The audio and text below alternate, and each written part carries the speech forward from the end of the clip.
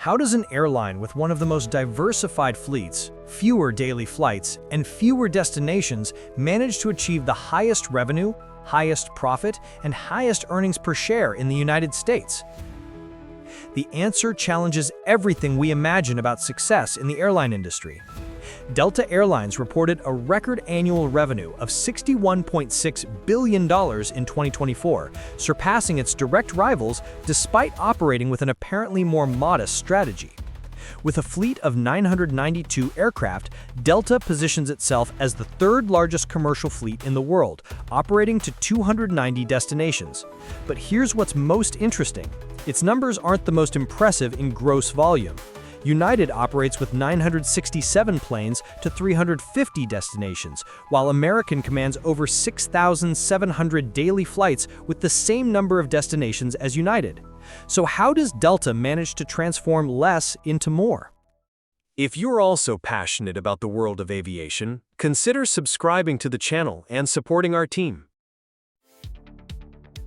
The secret isn't just in the numbers, but in how each aircraft, each flight, and each customer are transformed into margin and profitability.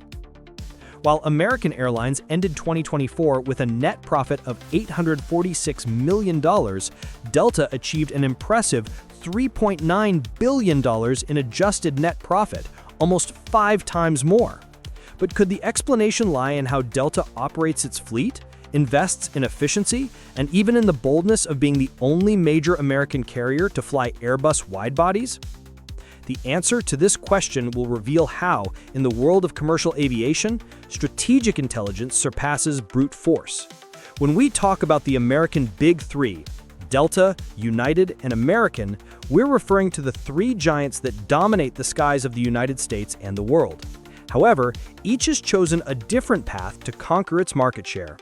American Airlines leads the American domestic market with 17.5% market share, closely followed by Delta with 17.3%. United Airlines chose the path of breadth. Its network of hubs spread across Chicago, Houston, Newark, and Denver functions like a web connecting the entire country. United stands out as the largest in terms of available seat miles, revenue seat miles, and number of destinations served. It's the strategy of being everywhere. If there's a destination Americans want to fly to, United probably has a flight there. American, in turn, bet on massive domestic volume. With its main hubs in Dallas-Fort Worth and Charlotte, the company functions as a machine for transporting passengers across America's heartland. But then comes Delta. It doesn't try to be everywhere or fly the largest number of flights possible. Instead, it makes Hartsfield-Jackson Atlanta International Airport the world's largest hub by capacity, creating an efficiency machine that transforms each operation into profit. Here's where Delta's story takes a fascinating turn. While its rivals followed traditional fleet philosophies, Delta dared to be different, and this difference may be the key to all its financial success. Delta believes its Airbus A330-300 and 900neo are 15 to 25% more fuel efficient compared to the older Boeing aircraft they replaced. In a fleet of hundreds of aircraft flying thousands of hours per month, this savings translates into millions of dollars annually. But the differential goes beyond fuel efficiency. Delta is currently the only North American operator of the Airbus A350, a strategic choice that rivals American and United haven't made. Delta's new A350s are more than 20% more fuel efficient than the aircraft they're retiring. In a world where fuel represents one of the largest operational expenses of an airline, this advantage translates directly into profit margin. If Delta's fleet is its sword, Atlanta Airport is its shield and fortress. Here lies one of the most brilliant strategic decisions in modern commercial aviation, one that transforms geography into sustainable competitive advantage. Atlanta wasn't chosen by chance as Delta's super hub. Located in the heart of the American Southeast, the airport functions as a natural funnel for traffic flowing between the north and south, east and west of the United States. But the genius lies in execution. While United and American pulverize their resources among multiple hubs, Delta concentrates its efforts on making Atlanta an absolute efficiency machine. Atlanta is recognized as the world's largest airport by capacity, and Delta has leveraged every inch of this infrastructure to maximize occupancy and minimize connection times. The practical result? higher load factor per flight, lower operational cost per passenger transported, and the ability to offer more connections with fewer aircraft. Its efficiency transformed into simple mathematics: more revenue per flight, less cost per operation. While United needs to maintain specialized teams, spare parts, and infrastructure in Chicago, Houston, Newark, and Denver, Delta can concentrate its best resources in Atlanta, creating economies of scale that translate directly into profit. It's the difference between being good at many things and being exceptional at one thing. And in the business world, concentrated excellence frequently surpasses distributed competence. In the world of commercial aviation, the difference between profit and loss often hides in seemingly insignificant decimals. Metrics like CASM and RASM may seem like technical jargon, but they're actually the thermometers that measure an airline's financial health. Despite American recording record revenues in the first half of 2024, its net profit of $846 million fell behind Delta and United. It's as if American were a salesperson who manages to bill a lot but can't convert those sales into effective profit, a classic operational efficiency problem. Delta has transformed punctuality into competitive advantage. When a flight is delayed, it's not just reputation that suffers. There are extra costs with fuel, airport fees, passenger accommodation, and possible compensations. Multiplied by thousands of monthly flights, superior punctuality transforms into millions saved. Delta's load factor also reveals an interesting story. While its rivals need to offer more empty seats to maintain connectivity of their multiple hubs, the concentrated hub strategy allows Delta to maintain higher and more consistent occupancy. Turnaround times, the time an aircraft spends on the ground between flights, also directly impact profitability. An aircraft sitting on the ground is an asset that spends money without generating revenue. Delta's operational efficiency in Atlanta allows faster rotations, meaning more flights per day per aircraft, increasing utilization of the company's most expensive assets. But here's one of Delta's best-kept secrets for success. The company has long understood that selling tickets is just the beginning of the business, not the end. Delta SkyMiles, American's A Advantage, and United's Mileage Plus all reported strong performance in Q2 2024, but Delta managed to extract more value from its loyalty program than any rival.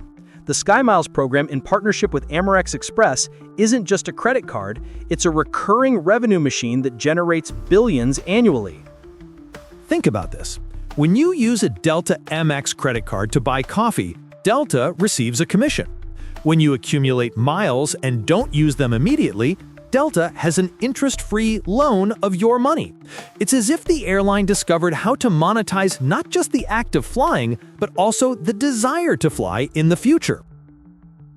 Delta Tech Ops represents another revenue stream that goes unnoticed by the public eye but is pure gold on the financial statement. This maintenance division doesn't just care for the Delta fleet, it provides services to other airlines, transforming a cost center into a profit center.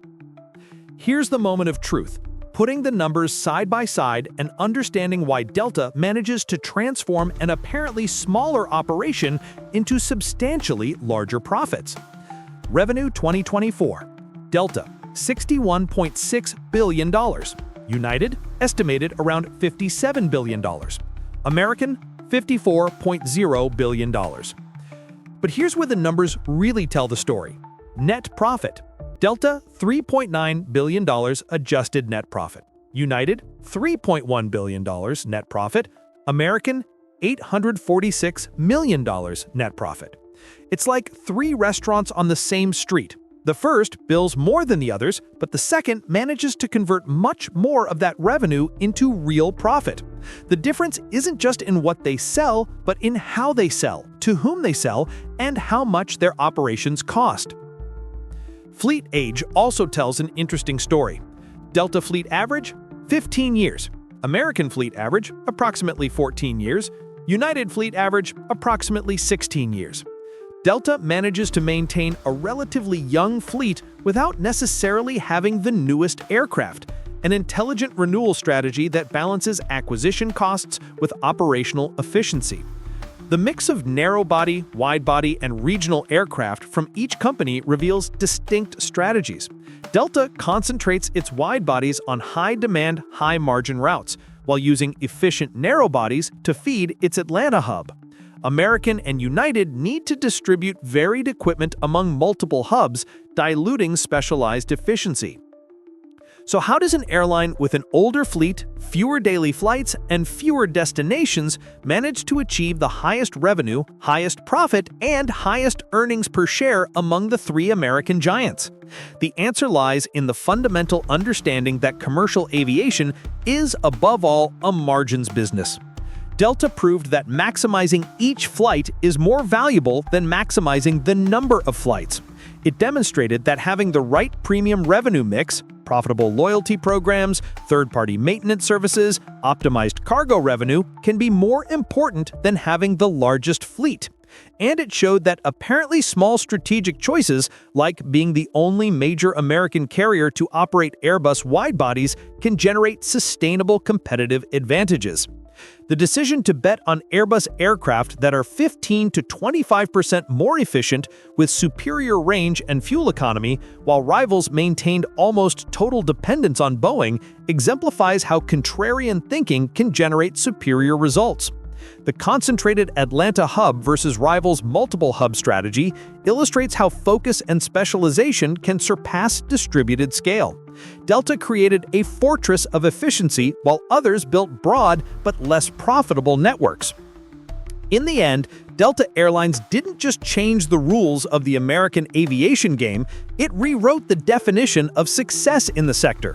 It proved that having more doesn't mean earning more, that volume doesn't guarantee margin, and that strategic intelligence can transform apparent limitations into lasting competitive advantages.